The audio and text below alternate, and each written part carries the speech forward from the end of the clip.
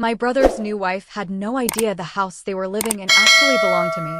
One day she snapped and yelled, "You're a pathetic 40-year-old leech. Get out of this house." I couldn't help but laugh and said, "Go ahead and try to make me."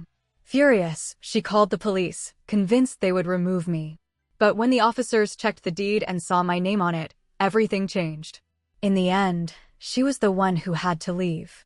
The impact of the drunk driver's car hitting my parents' vehicle was so violent that they likely never felt a thing, but for me, the sound of that collision has echoed through every silent room of my life for 3 years.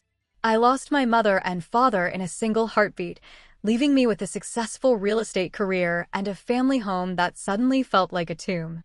My brother Ryan shattered in a different way, falling into a depression so deep he lost his job, his partner, and his will to function. Because I loved him, I handed him the keys to our childhood home and told him to live there rent-free until he found his footing again. Now, a woman he barely knows is standing on that porch, screaming at me to get off her property, calling me a pathetic 33-year-old leech. I could only burst out laughing at the absurdity of it all, looking her in the eye and saying, "Try to make me." Growing up, Ryan and I were an unbreakable team, despite the 4-year age gap between us. I was the older sister, a role I took with extreme seriousness, especially as our father's engineering career forced us to move between 5 different states before I even hit high school. We were each other's only constant companions in a world of changing classrooms and unfamiliar neighborhoods. Those years of being the new kid over and over again forged my character. I became adaptable, observant, and fiercely self-reliant. While Ryan eventually found solace in the creative world of graphic design, I found my calling in the tangible world of real estate. By the time I was in college, I wasn't just studying, I was building. I used every cent of my scholarship savings to purchase a dilapidated apartment that no one else wanted. I spent my weekends covered in drywall dust and paint, learning the literal foundation of the business. When I sold that first property for a modest profit, I knew I had found my path. By 25, I had cultivated a respectable portfolio of rental properties throughout the city. Our parents were our biggest cheerleaders. Mom, who taught high school literature, and Dad, with his logical engineer's mind, had always raised us to value financial independence. They were surprised when I bypassed a corporate ladder to climb my own, but they supported me every step of the way. Meanwhile, Ryan was thriving too, making a name for himself at a top-tier marketing firm where his eye for design was finally paying off. Everything we knew was erased 3 years ago on a rainy night following our parents' anniversary dinner.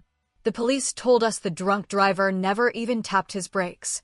The news didn't just break our hearts, it leveled our entire reality. As the executor of their will, I was the one who had to navigate the cold logistics of their passing. Our parents had planned carefully, but even their wisdom couldn't bridge the emotional gap that followed. I inherited the family home and 2 rental properties they had kept for retirement income, while Ryan received their liquid financial assets and investment accounts. It was a logical split. I had the expertise to manage the real estate, and Ryan had never shown a single interest in the headaches of being a landlord. What neither of us could have predicted was the paralyzing weight of the grief that followed for Ryan.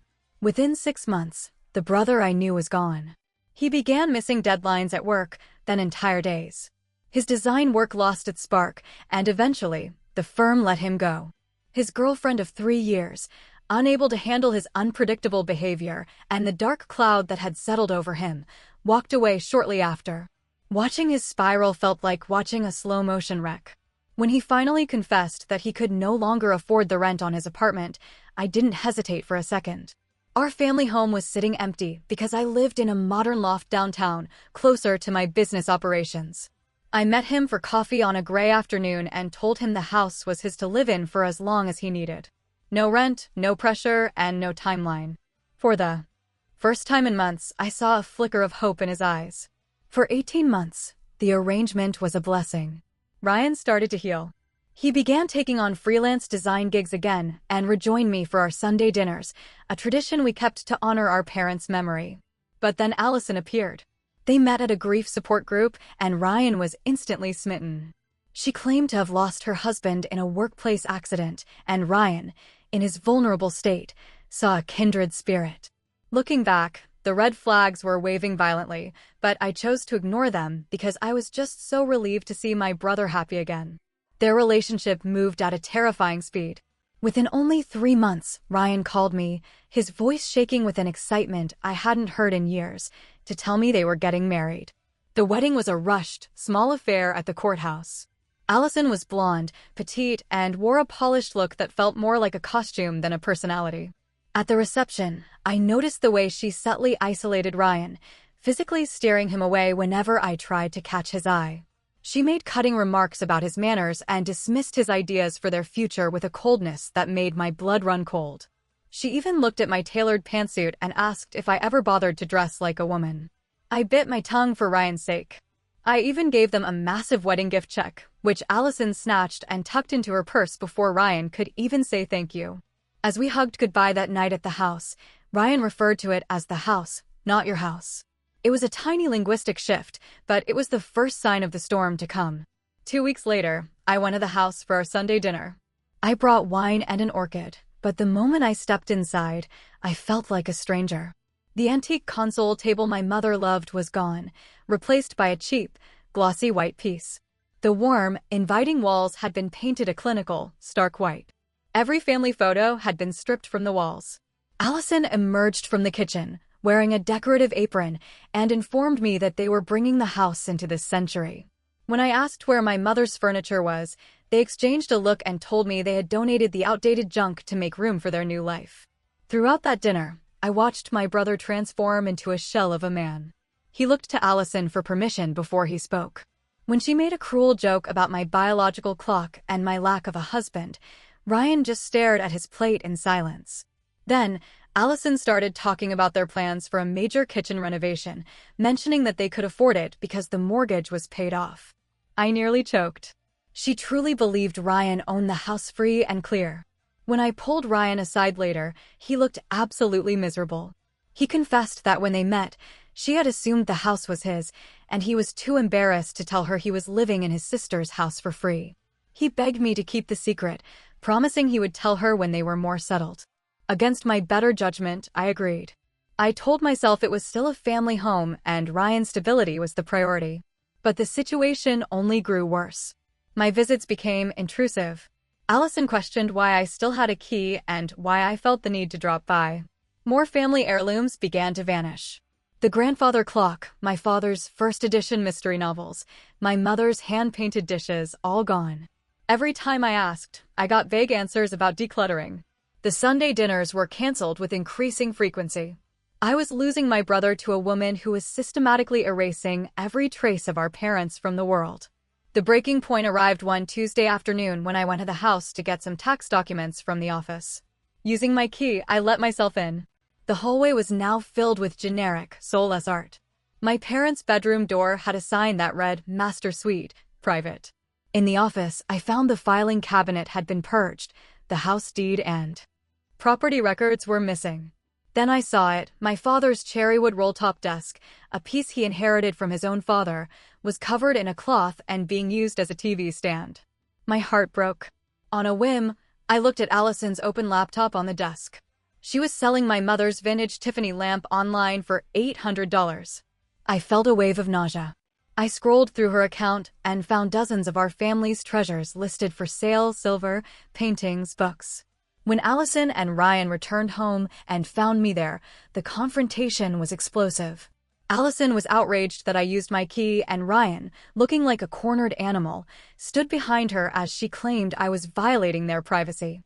When I confronted them about the items being sold, Allison hissed that Ryan had inherited the contents and could do what he wanted. She had no idea she was selling things that legally weren't hers to sell. Ryan couldn't even look me in the eye as he asked me to leave, saying we would talk another time. 2 days later, my key didn't work. They had changed the locks. Ryan sent a text saying Allison wanted more security. He promised to set aside the items I wanted, but he never showed up to our meetings. Eventually, a stranger's number sent me a code to a storage unit. When I opened it, I didn't find the jewelry box or the photo albums I had begged for. I found boxes of old kitchen rags and attic junk. When I called, Allison answered his phone, calling me a harasser and telling me to move on from my parents' old junk. I spent weeks in a state of internal war, wondering if I should reveal the truth and lose my brother forever or watch this woman burn our history to the ground. The choice was finally made for me when I saw photos on social media of a massive housewarming party they held at my house, a party I wasn't even invited to. I realized then that being the bigger person was only helping them tear my family apart. Me. He doesn't need you hovering around like some sad, lonely spinster. Ryan winced at her words, a flicker of pain crossing his face. Allison, please, he started, but she cut him off with a sharp glare. No, Ryan, it is time someone said it. She turned back to me, her voice rising to a shrill peak. You're a pathetic, 40-year-old leech, Madison. Get out and stay out of our house. Something inside me finally snapped.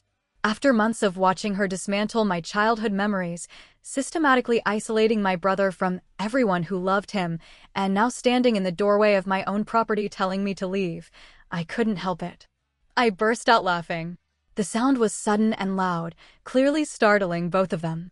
Allison's face reddened with a fresh wave of anger. You think this is funny? She demanded. I'll call the police right now and have you removed for trespassing. I wiped tears of laughter from my eyes, feeling a strange sense of liberation. Oh, please do, I said, my voice steady. Try to make me leave. Call the police. I'd actually love to see their faces when they get here. Ryan looked panicked, his eyes darting between us. Madison, please, let's not escalate this further. No, Ryan, I said, suddenly and chillingly calm. I've respected your wishes for months. I've watched as family heirlooms disappeared one by one. I've tolerated being locked out of my own property, but I am done playing this game. Allison's eyes narrowed into slits. Your property? This is our house. Ryan inherited it from your parents. I reached into my purse and pulled out a thick folder I'd been carrying for weeks. Actually, no. Ryan inherited their financial assets and investment accounts. I inherited the family home, and I have the deed right here to prove it. The color drained from Allison's face instantly. You're lying, she whispered. The deed is registered in my name, I continued, opening the folder to show them the legal documents. I've been letting Ryan live here rent-free to help him get back on his feet after our parents died. Ryan looked like he might actually be sick. Maddie, I can explain, he stammered. Allison snatched the papers from my hand, scanning them with a frantic intensity. Her expression shifted from disbelief to absolute fury in a matter of seconds. She rounded on Ryan, her voice trembling. You lied to me. You told me you own this house. Ryan could only stammer in response, his words failing him. I was going to tell you, all this time we've been living in her house? Allison's voice rose to a shriek. We've been making improvements to her property while she had a key and could walk in whenever she wanted? She stormed back into the house, grabbing her phone from the kitchen counter. I'm calling the police. This has to be fraud or something. Go ahead, I said, following her inside with a calm that seemed to infuriate her even more. Call them. I have all the documentation right here. Ryan stood frozen between us, a ghost in the hallway, as Allison frantically dialed 911, her hands shaking with rage.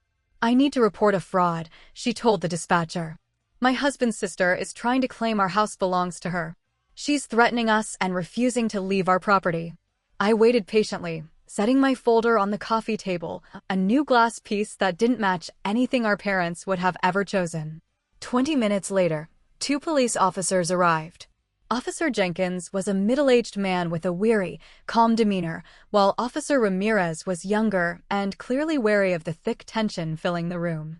So, what seems to be the problem here? Jenkins asked. Allison jumped in before anyone else could speak. This woman is harassing us and making false claims about our home. She needs to be removed immediately and told never to come back. The house belongs to me, I explained, keeping my voice level. I inherited it from our parents 3 years ago. My brother has been living here rent-free with my permission. I have all the documentation. I handed over the deed, the property tax receipts in my name, and the relevant portions of our parents' will. Officer Ramirez examined the papers carefully while Jenkins took notes. These appear to be in order, Ramirez said finally, looking up at us. The property is legally registered to Madison Reynolds. Allison's face contorted. That's impossible. Ryan told me he owned this house. All eyes turned to my brother, who seemed to shrink under the collective gaze of everyone in the room. Ryan? Officer Jenkins prompted. Did you misrepresent ownership of this property to your wife? Ryan's voice was barely audible, his head hanging low. I didn't correct her assumption. So, you've been living here with your sister's permission? Jenkins clarified. Ryan nodded miserably. Allison exploded. You pathetic loser. You let me believe we had assets, security. I've been planning renovations, telling everyone this was our family home. Ma'am, please lower your voice, Officer Ramirez said firmly. I will not lower my voice. I've been lied to. Deceived. Allison grabbed a decorative vase from the side table and hurled it against the wall, where it shattered into 1,000 pieces. Ma'am. Officer Jenkins stepped forward, his hand moving toward his belt. Control yourself or we'll have to take action. Take action against me? I'm the victim here. She turned back to Ryan, jabbing a finger into his chest. You spineless worm, living off your sister's charity while pretending to be a successful property owner. Ryan backed away, looking utterly broken. Allison, please, I can explain everything. Explain? She grabbed another object, a framed photo of their wedding, and threw it to the floor. The glass shattered across the hardwood. That's enough, Officer Jenkins said. Ma'am, you need to calm down or you'll be leaving in our car. Leaving? This is my home. Allison screamed, reaching for another breakable object. Officer Ramirez caught her wrist before she could throw it. Ma'am, legally, this is not your home, and you're destroying property that doesn't belong to you. Actually, I interjected, the decorative items are theirs. I'm only asserting ownership of the house itself and specific family heirlooms. Officer Jenkins nodded. Nevertheless, Miss Reynolds has the right to ask anyone to leave her property. And given the current situation, I strongly suggest you take some time to cool off, ma'am. Allison jerked her arm free. This is insane. You can't make me leave my own house. Actually, we can, Jenkins said firmly. You have two options right now. You can leave voluntarily to cool down, or if you continue this behavior, we can arrest you for destruction of property and disorderly conduct. The reality of the situation finally seemed to penetrate Allison's rage. She looked at Ryan, who stood helplessly by the staircase, then at me, and finally at the officers. Fine, she spat, grabbing her purse.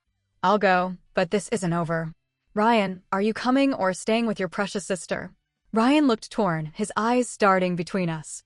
I should go with you. We need to talk. Allison stomped toward the door, then turned for one final barb. Enjoy your empty house and your empty life, Madison. At least Ryan had the guts to try for something real, even if he had to lie about everything to get it. The door slammed with such force that a picture fell from the wall. Officer Jenkins turned to me with a sympathetic expression. Would you like to file a report about the damaged items, ma'am? I shook my head, suddenly exhausted. No, they're just things. After the officers left, I sat alone in the silent house, surrounded by the evidence of Allison's rage and the remnants of what had once been a loving family home. I sat on the unfamiliar leather couch and finally allowed myself to cry. I spent hours sitting in that empty house, alternating between tears and moments of numb disbelief. How had we reached this point? Around midnight, my phone buzzed with a text from Ryan, staying at hotel tonight. Need time to think. I didn't respond. Instead, I went upstairs to my old bedroom, which had been converted into a gym. I unrolled a yoga mat and lay down, too emotionally drained to drive back to my apartment. Morning brought the sound of a key in the lock. It was Ryan, looking haggard. You slept here? He asked. He slid down the wall until he was sitting on the floor. I never meant for any of this to happen, Maddie. I stood up, needing to move. And what about the family heirlooms? Was selling those part of your successful image? Shame washed over his face. That was Allison's idea. She said we needed to clear out the old energy. I tried to save some things, hide them in the attic, but she's very persistent. Persistent, I repeated. Is that what we're calling it? Ryan, she has isolated you from your friends and your family. Does that sound healthy to you? Ryan was silent for a long moment, staring at his hands. Finally, his voice broke. I miss them so much, Maddie. Mom and Dad. Sometimes it hits me all over again that they're really gone. I reached for his hand. That's what family does, we hold on to each other. I repaid you by lying and letting Allison sell our history, he sobbed. I'm so sorry, Maddie. As we sat there, Ryan's phone buzzed repeatedly with texts from Allison. Now it feels controlling, he admitted. He told me how she had driven away his friends and even cost him a freelance project by making a scene. I realized my brother wasn't just grieving, he was being erased. She used to remind me of my failure every time I lost a job. Ryan's voice was hollow as he spoke, his eyes fixed on a point far in the distance. She actually deleted their contacts from my phone while I was sleeping. The more he shared, the clearer the disturbing pattern became. I had seen enough friends trapped in toxic cycles to recognize the warning signs: total isolation from support systems, financial strangulation, the steady erosion of self-esteem, and constant, suffocating monitoring. "Ryan," I said, choosing my words with extreme care, "I think you might be in an emotionally abusive relationship." He started to object, the instinct to defend her still lingering, but then he stopped. "I've had the same thought," he admitted. "But then she'll do something thoughtful or act so vulnerable about her own past trauma that I convince myself I'm just overreacting." I explained that this was the heart of the cycle: tension, explosion, and then the manipulative honeymoon phase of reconciliation. We spent the next few hours talking with an honesty we hadn't shared in years. He told me how Allison belittled his career and literally rewrote their history to make herself his savior. As the day went on, her texts shifted from frantic rage to desperate pleading, claiming she couldn't live without him. When Ryan finally told her he was staying with a friend, she immediately blamed me, screaming through the screen that I was turning him against her. That evening, as we ate pizza on the back porch, I saw the first glimpses of my real brother returning. He even showed me secret sketches he had been working on, admitting that Allison considered his art a waste of time. The next morning, Ryan presented me with 7 pages of notes documenting the behaviors that scared him and the lies he had told just to keep the peace. He realized the house wasn't a home anymore because she had erased everything special about it. The final confrontation happened that afternoon with a pounding on the door so violent it rattled the hinges. Allison tried every tactic in her arsenal, from sweet baby cooing to venomous insults, calling Ryan pathetic for running to his sister. When she realized her emotional manipulation wasn't working, she produced a fake legal document claiming marital rights to my property. I easily dismantled her bluff, but the true end came when Ryan finally stood his ground, choosing his sister and his own sanity over her control. In the weeks that followed, the truth came out. Allison was no widow. She was a serial predator with a history of restraining orders and a very much alive dead husband. After she was arrested for breaking into the house and vandalizing our family photos, the police found our stolen heirlooms in a storage unit she had rented. Finding Mom's jewelry box and Dad's books felt like reclaiming our very souls. 6 months later, the house has been restored to its former warmth. Ryan and I repainted every room, healing as we worked. He's back at his design firm, and I've learned the vital difference between rescuing someone and truly helping them. We've turned the house into a shared family trust, ensuring our parents' legacy is protected forever. Ryan recently moved into his own apartment, decorated with the very family photos Allison tried to destroy. We made it through the storm, and for the first time, the foundation of our lives is built on the truth. If you have ever had to set a hard boundary to protect your family or your peace, I would love to hear your story in the comments. Thank you for following our journey.